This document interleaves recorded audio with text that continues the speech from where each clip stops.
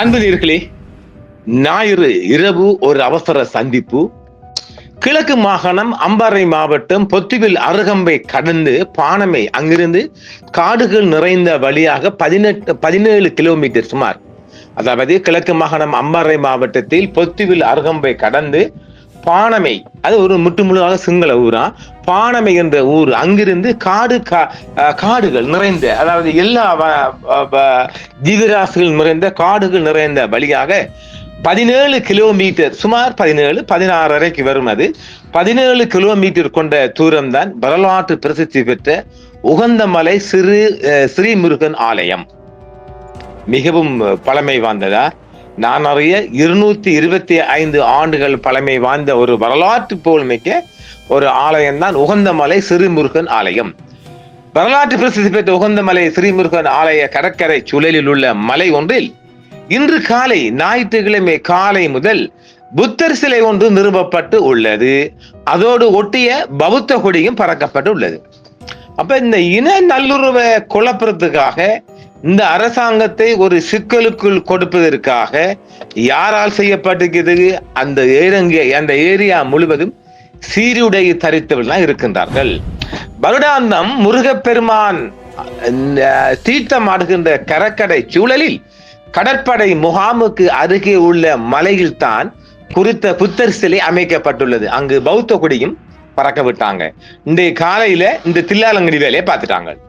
உகந்த மலையில் நாங்கள் முருகன் சிலை ஒன்றை நிறுவ முற்பட்ட போது அனுமதி வழங்கப்பட்டுள்ள நிலையில், அதே சூழலில் இப்புத்தர் சிலை எவ்வாறு நிறுவப்பட்டது என்று மக்கள் கேட்கின்றார்கள். அப்போ நான் கேட்கல, அப்போ கதிர்காமம் போல் உகந்த மலையும் மாற்ற திட்டமிடப்பட்ட சதி கொண்டு நடக்கின்றதா என்று அம்பாறை மாவட்ட தமிழ் மக்கள் மத்தியில் இன்று காலை முதல் ஒரு எதிரொலிக்கின்றது.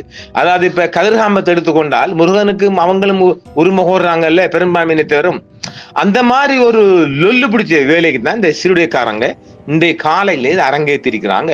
இந்த விடயம் தொடர்பாக இந்துக்கள் அம்பாறை மாவட்ட, அதாவது பொது ஸ்தாபன இந்துக்கள் கொண்ட அமைப்பினர், பொது நலன் விரும்பிகள், அம்பாறை மாவட்ட பாராளுமன்ற உறுப்பினர் கவிந்தன் கோடீஸ்வரன் கவனத்துக்கு கொண்டு வந்துட்டாங்க.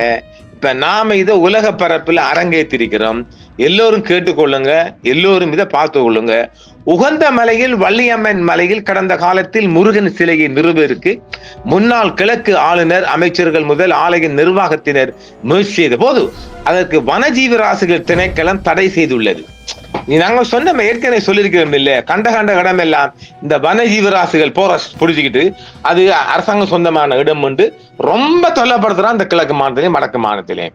இந்த நிலையில், இந்த சூழலில் உள்ள மற்றொரு மலையில் புத்தர் சிலை வைக்கப்பட்டிருப்பது குறித்து மக்கள் அதிர்ச்சி அடைந்திருக்கிறார்கள். இன மத பேதம் பார்க்காத இன்றைய அரசாங்கத்தின் கவனத்திற்கு இதை நாம் கொண்டு வந்திருக்கின்றோம்.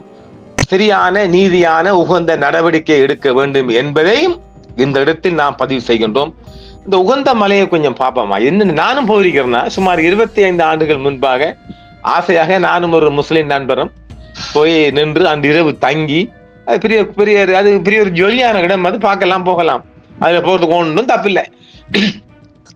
உகந்தமலை முருகன் ஆலயம் கதிர்காம தேவாலயம் போன்றது. நன்கு அறியப்பட்ட, கதிர்காமம் போல நன்கு அறியப்பட்ட பழங்கால இந்து கோயிலாகும்.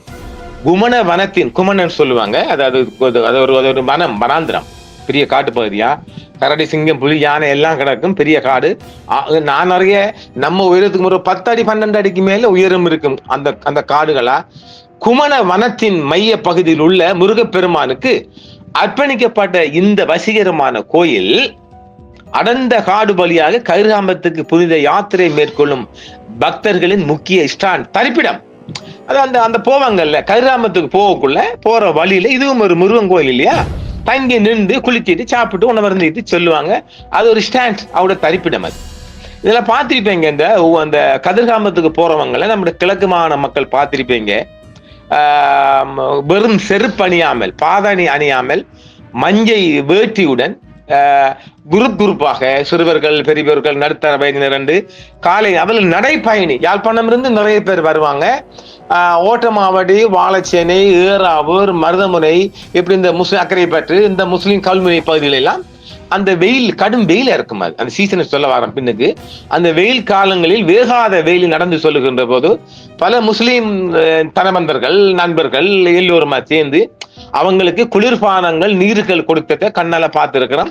அடுத்த மாசம் இது வருகிறது. இது வருடாந்தம் நடக்கின்ற ஒரு விடயமா.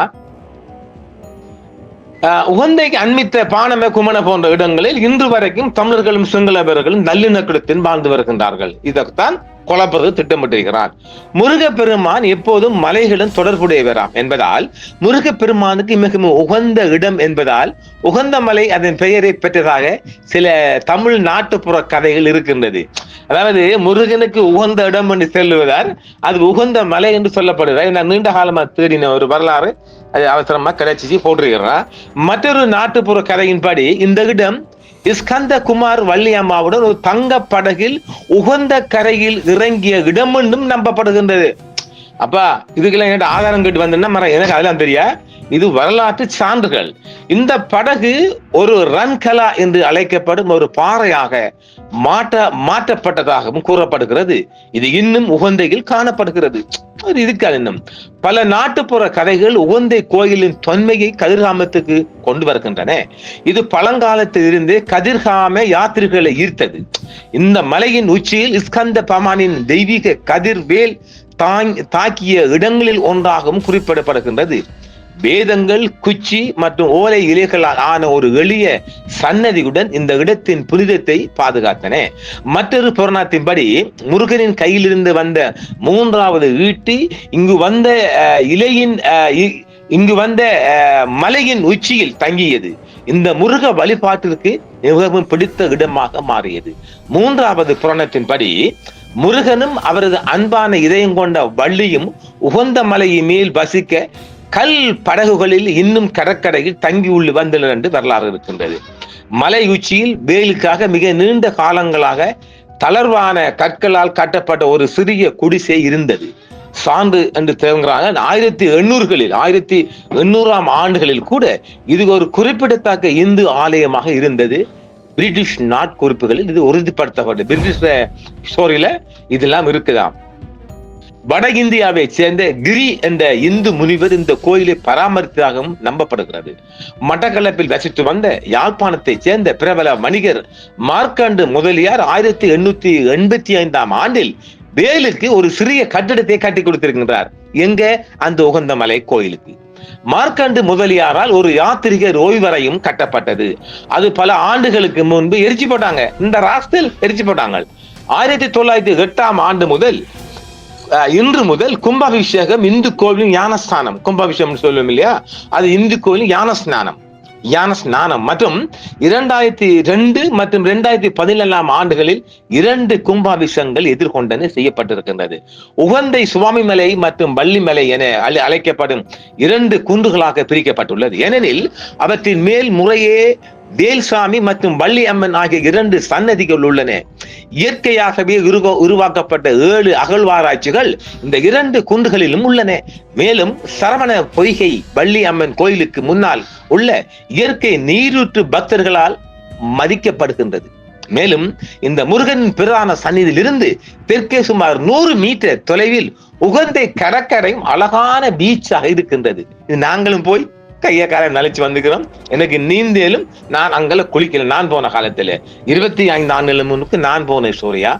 மேலும் மேலே குறிப்பிட்டபடி கரையின் ஒரு படகு போன்ற பாறையும் அங்கு இருக்கின்றது. அதெல்லாம் முடிஞ்ச அளவுக்கு படமத்தாரம் பாருங்க. கடற்கரைக்கு அருகிலுள்ள மற்றொரு மலை கல்லு வச்ச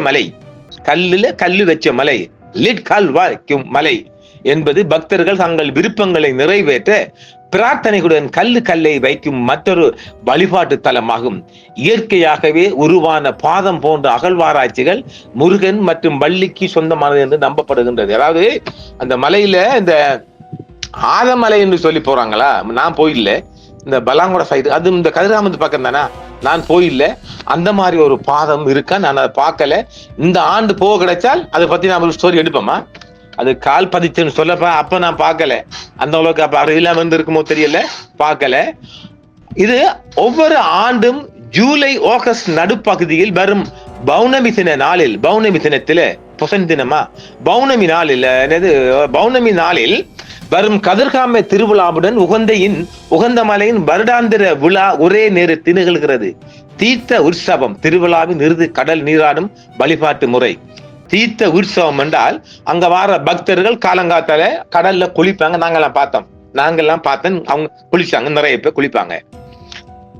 தீர்த்த உற்சவம் திருவிழாவின் இறுதி கடல் நீராடும் வழிபாட்டு முறை இந்து பஞ்சாக்கத்தின் திருவோண நட்சத்திரத்தின் போது மேற்கொள்ளப்படுகிறது. இந்த கோயில்ல வயசு நான் அறிய வெள்ளக்கார, அதாவது இந்த நாட்டை ஆண்ட பிரிட்டிஷ்காரங்க இவங்க கொடுத்துருப்ப 45 வாக்குலையா, அதுக்கு முன்னாடியே 225 ஆண்டு பழமை கொண்டது உகந்தை மலை. இதை இவங்க ஆட்டைய போட போறார்கள். இதே போன்றுதான் திருச்செந்தூர் முருகன் கோயிலும். அதை நான் எப்போது சாத்தாங்குளம் பக்கம் போனாலும் நான் இந்த திருச்செந்தூர் முருகனுக்கு நண்பர்கள், அவங்க முருகன் பக்தர் இல்லையா, அழைச்சிட்டு போயிட்டு அங்க உள்ள கடலை பனங்கிழங்கு கச்சானெல்லாம் திண்டு வருவோம்.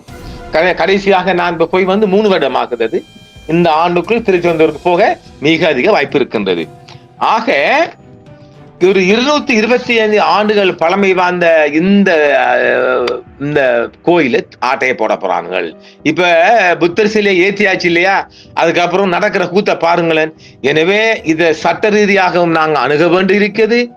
நாடாளுமன்றத்தில் கோடீஸ்வரன் எம்பி அரங்கேற்ற வேண்டி இருக்கின்றது. சுமந்திரன் அவர்கள், கஜேந்திரன் பொன்னம்பலம் எம்பி அவர்கள் எல்லாம் இதை அரங்கேற்றணும்.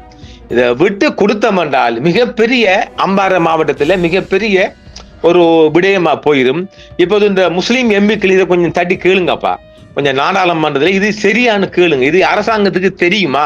இது தெரிஞ்சு நடக்குதா? மெய்மல் ரெட்டாங்க சபை முதல்வர்கிட்ட கேள்வி வரும்போது கேளுங்க.